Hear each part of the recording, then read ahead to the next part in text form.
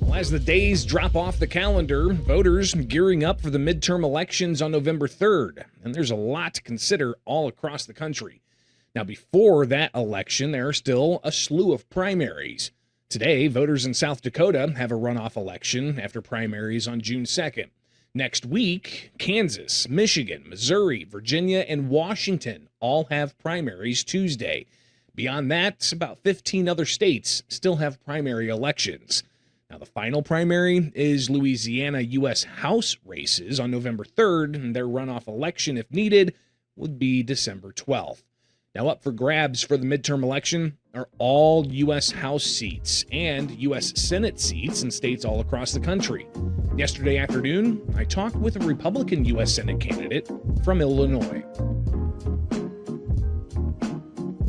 A lot's at stake with who is going to control Congress after the November election, and Illinois has U.S. Senate on the ballot statewide. Joining us to talk about their campaign and what sets them apart from their opponent is Republican U.S. Senate candidate Don Tracy. Don, thanks for taking time with the states, and we've talked to you before about a whole host of things, but it doesn't really seem there's much by way of remedies and solutions to these things. Let's talk about the violence out of Chicago this past weekend. What do you think's driving some of this? A culture of not supporting the police. I think Chicago goal is like 13,000 police, and 13 or 14,000. They're down to 11,000 or so. So they're 2,000 plus police short. That's part of it. Another part of it is that they don't back the police. There were a lot of defund police there. My opponent has not exactly used those words, but she's all about abolishing immigration and customs enforcement, which is pretty close to defunding police.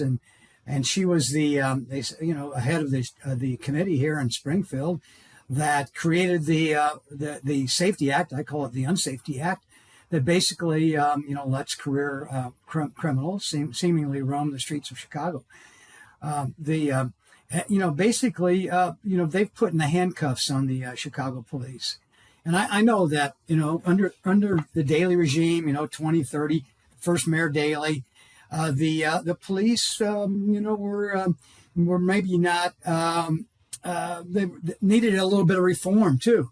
But because we need good policing, and there are some bad police, but they've gone overboard with this reform, and they make it too difficult for the police to do their job, and come home safely. And they're short staffed. They have these teen takeovers up there. I was, Christmas. They had the lighting of the Christmas tree. Only in Chicago would the lighting of the Christmas tree in downtown Chicago spark a flash mob. They now call them teen takeovers, in which 8 people were shot and 1 killed. And that was about 4 blocks of where I was, south of where I was sleeping. It was in the Loop. It's just crazy. And then you have, career criminals like Lawrence Reed, been arrested 72 plus times for a lot of very serious offenses. And he was still out in the street long enough to try to burn alive Bethany McGee. He poured some kind of liquid on her hair. She ran away, and then as she was trying to get away from him, he lit her on fire. Now, last I heard, she was in the hospital struggling, trying to recover from her burns. And then you have the illegal immigrant that shot a Loyola student there, just a couple blocks, I think, from the campus on the shores of Lake Michigan. Sharman Doring shot and killed her, a Venezuelan, illegal immigrant. And then you have, Katie Abraham down at the U of I. She was visiting some friends there I think she went to Dayton in Ohio, but she's from Chicago. Her dad is Joe Abraham. He's talked a lot about this, and they were just at a stoplight waiting to go, and an illegal immigrant rear-ended them, killed her friend, and put a couple other people in the hospital, and then tried to get away. Fortunately, they were able to catch him. He was operating on a fake Social Security card and fake IDs and all that. And, it's just it's a culture of favoring the criminals, career criminals, over victims. And until it changes, I don't see how it's going to change in Chicago. Well, Don, public safety obviously top of mind for people in Chicago and the suburbs and beyond. But cost of living also Greg, it something really that's isn't top of mind. For There's a lot of young people there that they've never been robbed before. They've never been confronted because there's a lot of people there, and even though it's a lot riskier there, and it's more likely that it will happen there than somewhere else. If it hasn't happened to them, young people are bulletproof. I was robbed in Memphis at gunpoint.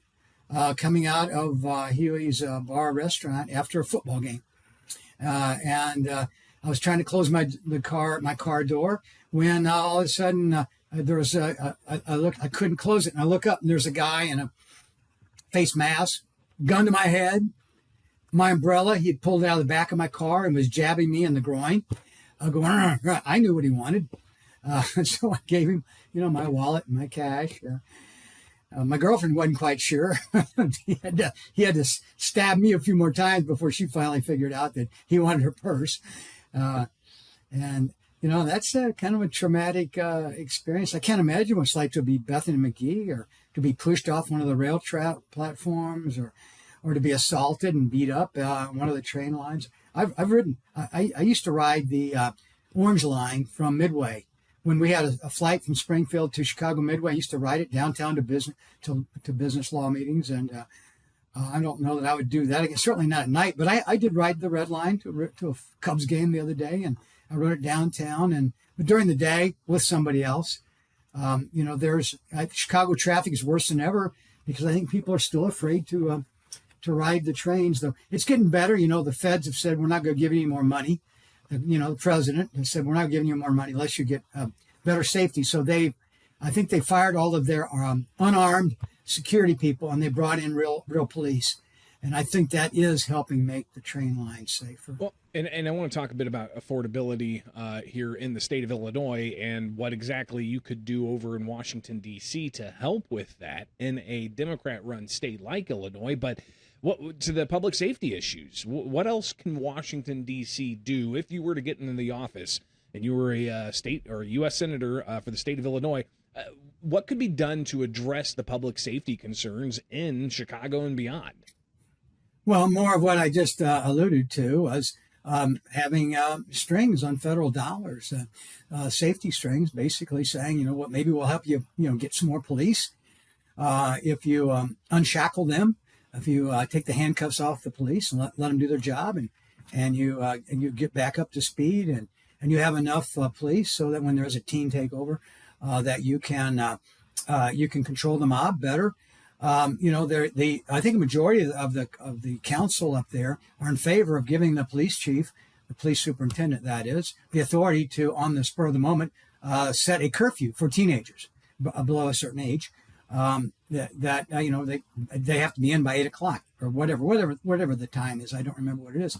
Mayor Johnson, though, has so far vetoed that. He's blocked that. There's just a lot of things you can do that way. Affordability. I like, for the most part, what they've done. The Senate and the House have done in Washington D.C. with housing. It's just the opposite approach of Pritzker and my opponent Stratton.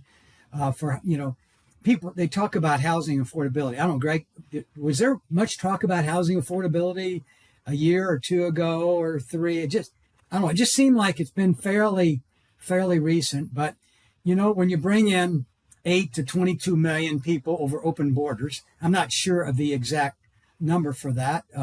I'll go, more conservative, say it's 12 or 13 million. People that are by definition unhoused. And you bring them mainly you attract them to the sanctuary cities with government benefits and this, cities that already have, a little bit of a housing shortage, and the housing shortage gets worse and rents go up. What did you expect to happen? And of course, Pritzker Stratton's approach to that is to try to blame it on localities, on zoning and building restrictions. And so pass, a law that mandates, they love mandates, out of, state government now controlled by the Liberal Democrats, and so going to mandate that local communities give up their zoning laws and have to give up single family subdivisions, I guess. In Washington, we took a different approach there. And the basic approach and the federal approach was to reduce regulations that make housing more expensive to build, and then put in some carrot funding, incentive funding for localities that change on their own, change their zoning restrictions to allow for more affordable housing. And that's the approach I would rather see. I'm not a big fan of these mandates, unfunded mandates. Illinois is kind of, I think, probably ground zero for unfunded mandates. They do it for everything, and it's one of the reasons why schools are so expensive. Don, obviously, we've got several more months before the November election, but it's going to be here before we know it. Is there any indication that there's going to be a debate between the two major party candidates in this race to replace the seat being vacated by Dick Durbin? Greg, I have said for many months now that I'll debate my opponent. I used to say before the primary, whoever that is. Now I say it's Lieutenant Governor Stratton because she is my opponent. I'll debate her anytime, any place. But so far, she has turned down every debate opportunity, including one by the League of Women Voters. During the primary, I did 2 or 3 League of Women Voter debates. I did, I think, 5 debates in the primary, 5 or 6. And but she's so far refusing to debate me. I don't know why. What do you think that tells voters? Well, I guess she's maybe afraid of her of exposing some of her far left stances on the issues. I mean, I like to say her platform is open borders, open jails, and open checkbooks, yours, and that her economic spending plan is $30 trillion with a T, because she wants government health care to replace our pretty good system of health care. It's too expensive now. We need to fix it, but she wants to kind of replace it with government health care and no private insurance. And she's anti-school choice, of course, and she wants to nationalize everything, including the minimum wage. I think all but 2 states have a minimum wage, and they vary according to state by state, and they should vary within a state. My hometown of Mount Sterling should probably have a different minimum wage than downtown Chicago. But she advocates, my opponent advocates, a $25 per hour minimum wage in every state, in every town, small or big. What's that going to do to the cost of living? I mean, that'll put inflation on steroids, I would think. But worse than that, it stops people from climbing the ladder of success and starting, with the lower paying jobs. I mean, I started at age 10 working for my dad, and you're not going to pay a 10-year-old $25 an hour, I don't think. Nor you can't do that if you work for, a company because of, child labor, all that. But, if you start working at 16, mowing yards or, taking out the trash at some restaurant or washing dishes or something, as a 16-year-old, while you're going to school, you can't pay $25 an hour for that unless you're going to, make eating out even more expensive than it is. So I just don't know. I like this cost of living issue. The Democrat, we agree on that. It's the big issue. People talk about that more than anything. Democrats call it affordability. I love that issue because everything the Democrats do, the political Democrats, the leader Democrats, everything they do increases the cost of living, especially with taxes. I mean, do they really want to talk about taxes? I mean, Pritzker Stratton have increased taxes in Illinois 65 times to the tune of $77 billion in the last just 7 years or so. When they came into office, the entire budget in Illinois was only $36 billion, and yet they've added $77 billion, and they brag about balancing the budget because of, they have basically a blank check to increase taxes because, their super majorities in the General Assembly are going to do whatever they want. Well, Don, there's obviously going to be a lot more for us to talk about in the months ahead, so we will connect with that in the near future. Don Tracy, Republican candidate for Illinois U.S. Senate. Greatly appreciate you taking the time here with the states. Now, we did reach out for an interview with the campaign of Tracy's Democratic opponent, Illinois Lieutenant Governor Juliana Stratton. They declined it this time, but said they'd look for future opportunities. In response to Tracy saying Stratton's policies are too extreme for Illinois, Juliana for Illinois campaign spokesperson Allison Janowski said Don Tracy continues to march in lockstep with President Donald Trump, even as Illinois families are being crushed by his extreme, dangerous, and increasingly unpopular agenda. They went on to say that Tracy's been silent as Americans bear the price of Trump's reckless tariffs, trade wars, and unending conflict in the Middle East, and he refuses to stand up for Illinoisans when it counts. They further said Illinois deserves a fighter in the Senate, not another mouthpiece for the failing president. You can expect that and other races to determine which party controls Congress to heat up in the weeks and months ahead.